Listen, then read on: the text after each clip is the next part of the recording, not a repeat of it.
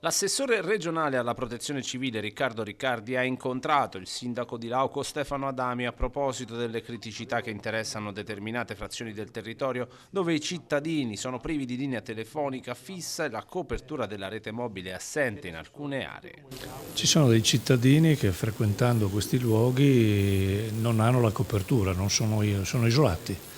e quindi viene meno la ragione di sicurezza anche soprattutto per i soccorsi. Quindi noi installeremo, garantendo quindi un ombrello di copertura che consentirà attraverso il sistema di WhatsApp di poter essere collegati, quindi poter dialogare con la rete dati facendo la chiamata con questo sistema e potendo soprattutto raggiungere i sistemi di sicurezza che rende ovviamente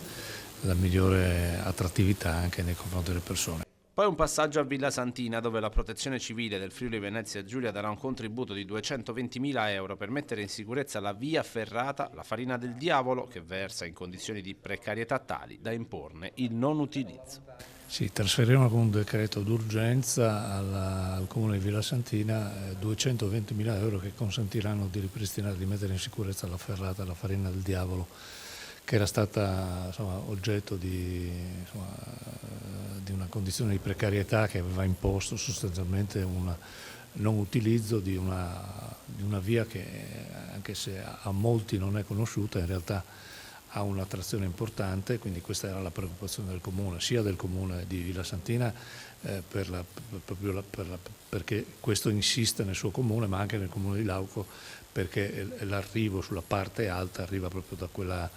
quella via, quindi un intervento importante di messa in sicurezza e anche